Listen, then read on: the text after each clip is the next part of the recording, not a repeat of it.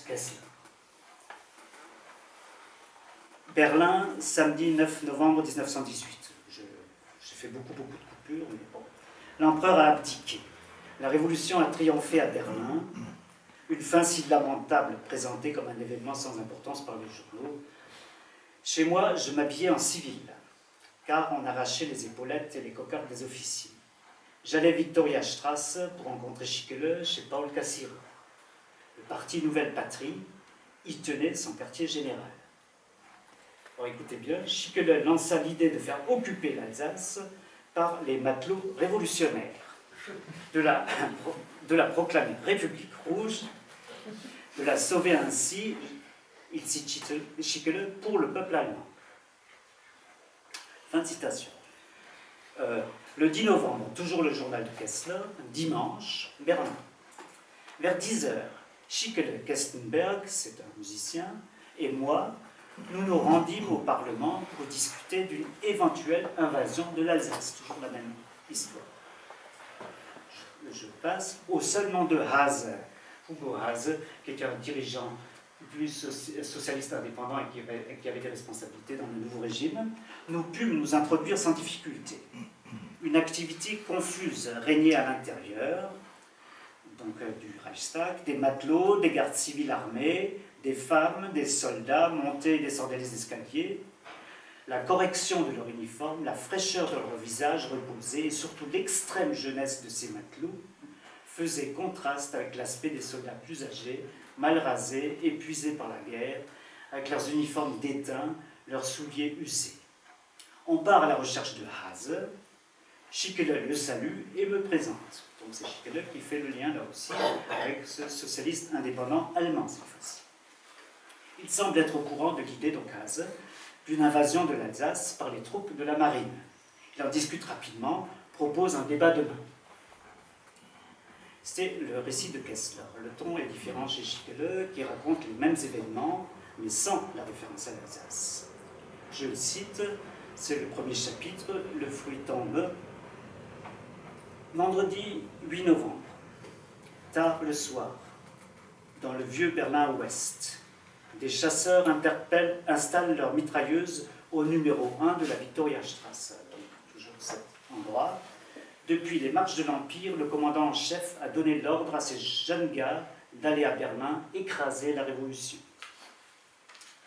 Mais ces soldats, jamais encore ils n'étaient d'humeur aussi paisible, aussi satisfaite, aussi gaie.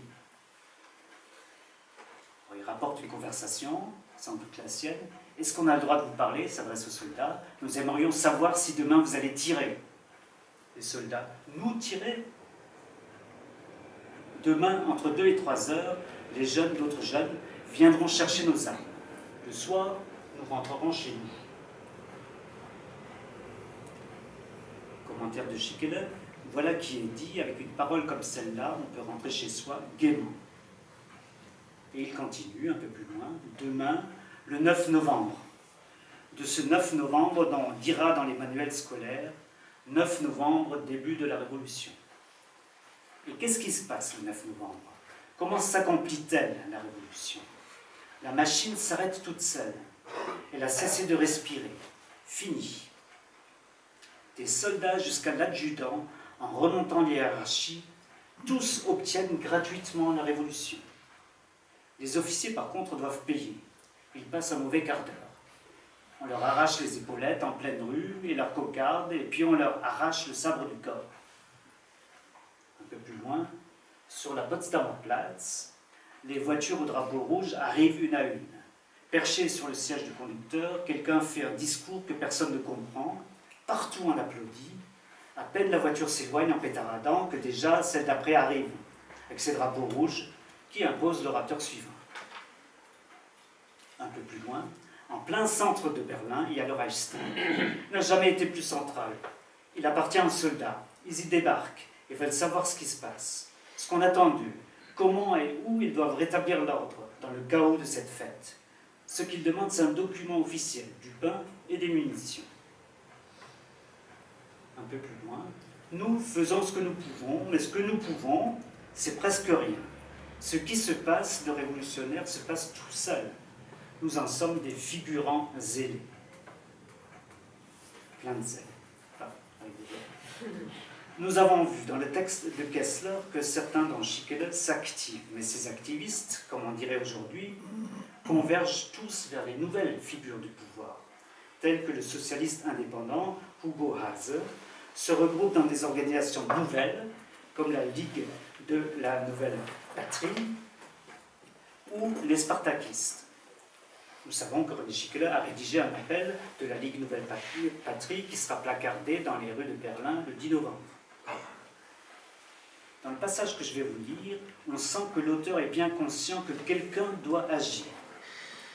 De bourgeoise, la révolution doit devenir socialiste, c'est-à-dire mettre un terme au monde ancien.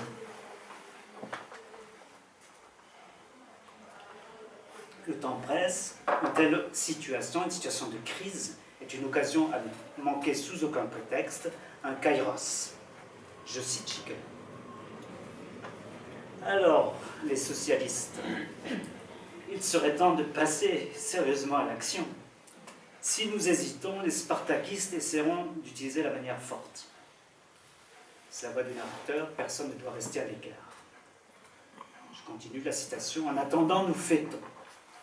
En cette seule journée, on aura plus gagné de liberté que ce que l'on aurait pu négocier en 50 ou 100 ans. Nous fêtons. Faites toi aussi, fêtez tous. Fin de citation. C'est un vieux débat. Quel est le rôle du facteur subjectif? Ne pas rester à l'écart de la fête, mais rester lucide quand même, pour ne pas avoir des lendemains de fête qui déchantent. Le lecteur est invité à être lucide. Nouvelle citation, le lendemain, am anderen Tag, nouveau chapitre. C'est donc Schickele, dans Berlin de November, c'est avec ces trois bruits que Berlin vient auprès de mon lit. Un coq chante, le tramway ronronne, une mitrailleuse crépite. Hier c'était l'élan, hier c'était la fraternisation. La guerre disparaissait, tout au fond de son bourbier. Et maintenant, que faire? Quoi à présent? Prendre une initiative qui ne présente pas de risque ou s'armer de patience? La haine doit-elle être au service de l'amour ou faut-il tenter de désarmer la haine par l'amour? Après cette citation, une vision encore de l'auteur qui ne va pas plaire à tout le monde. Le visage de Radek apparaît devant moi au café du théâtre à Berne et à la tribune de la Maison du Peuple de Berne. Il dit, avec une détermination à la limite du cynisme, « Après nous viendront l'amour et la paix sur la terre. Quant à notre horoscope, il prédit le combat. » C'est Radek. Comme les éclairs... Alors, une autre description, cette fois-ci c'est Lénine. Comme les éclairs du soleil étincellent sur le lac, ainsi les longs regards fanatiques de Lénine passent sur son sourire tout en douceur. Et Zinoviev tempête et fulmine. Donc, les trois de Berne. Vous aurez reconnu les figures du bolchevisme, les trois héros du wagon plombé. René Schickele les évoque parce qu'il les a rencontrés à Berne avant leur départ pour porter la révolution en Russie. Deuxième partie, le bolchevisme et l'idéal. Le bolchevisme. René Schickele se définit lui-même comme, je le cite, un poète qui, bien qu'équipé de toutes les armes de la lutte des classes, se vante de ne pas y participer malgré tout. Comment Schickele s'est-il familiarisé avec le marxisme? Cela remonte, puisqu'il est équipé de toutes les armes de la lutte de classe, cela remonte certainement à Paris, où il avait été journaliste en même temps que Grumbach, où ils avaient assisté au meeting d'Hervé, de Gustave Hervé et de Jaurès. Mais la présence de tous les révolutionnaires russes en Suisse, l'activisme de son ami Grumbach, qu'il voit aussi pratiquement quotidiennement, l'oblige à se confronter au début du mouvement socialiste, au débat du mouvement socialiste international par rapport à la guerre. Alors, je rappelle, pour mémoire, parce que je l'ai dit la dernière fois, Grumbach passait à Berne pour être un agent de l'entente, c'est-à-dire de l'autre. Donc Schickele était vraiment au milieu. Comme son ami Schickele intervient Comme son ami, Grumbach, puisque Grumbach intervient, mais je n'ai pas le temps de développer là-dessus. Ah oui, Grumbach, une photo. Vous avez Salomon Grumbach, député socialiste, et à côté, vous avez le socialiste indépendant Hugo Haase. Les socialistes indépendants, c'est les socialistes qui ont été exclus du Parti socialiste en 17 parce qu'ils s'opposaient à la guerre. Ils avaient rejoint là-dessus les spartakistes. Donc, comme son ami Grumbach, Schickele intervient, mais à sa façon, dans les débats du mouvement socialiste international. Tandis que le style de Grumbach est celui de l'orateur de meeting, celui de René Schickele est plutôt, pour l'occasion, celui du Schriftgelehrte, comme il dit, du docteur de la loi, dont par ailleurs il se moque. Il se moque et il en parle dans un chapitre aussi de Der 9. November qui s'appelle justement Exégèse. René Schickele, dans ce chapitre, rappelle que Lénine revendique la répression de la résistance des exploiteurs, tandis que Kautsky est pour la transition pacifique.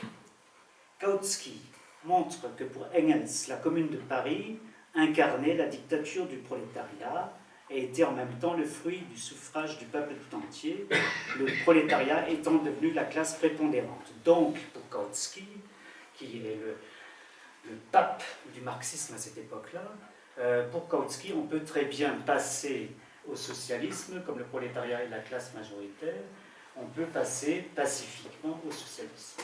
Et là-dessus, il y a tout un débat avec Lénine d'une part et avec Trotsky de l'autre. Alors pourquoi Schickele se lance-t-il dans ce débat entre Lénine, Kautsky et Trotsky, et cite Trotsky aussi, faisant l'exégèse d'un texte de Karl Marx qu'il cite sur 7 pages, 7 sur 30. Ce sont les nécessités de l'heure. René Schickele conclut l'exégèse ainsi. Je cite Schickele. On ne convainc pas par la violence la dictature de l'idéal, avec un grand I, la dictature de l'idéal, c'est le moyen le plus sûr d'empêcher l'idéal de s'incarner. Quant à la dictature du prolétariat, telle que les bolcheviks l'ont conçue et exercée, c'est la contre-révolution à l'intérieur du parti de l'idéal prolétarien. Il écrit ça en décembre 1918. Socialisme ou barbarie, j'ai utilisé cette formule dans le titre. Pour Schickele, il y a une double barbarie, la barbarie de la guerre, et ensuite la barbarie de la brutalisation qui a suivi la guerre, et qui, pour lui, se perpétue en particulier dans les méthodes du parti bolchevique. Les militaristes et les bolcheviks sont pour Schickele des frères ennemis. C'est d'ailleurs le titre d'un de ces chapitres aussi, Die feindlichen Brüder, aussi dangereux les uns que les autres. Ce qui n'absout pas les militaristes. Il le précise.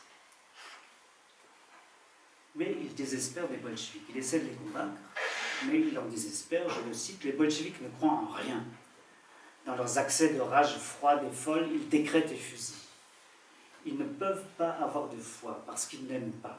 Ce sont des gens qui haïssent, des prétoriens du prolétariat dans son hystérie collective, les cosaques du socialisme, les lance-flammes de l'international, les derviches hurleurs d'une théorie économique.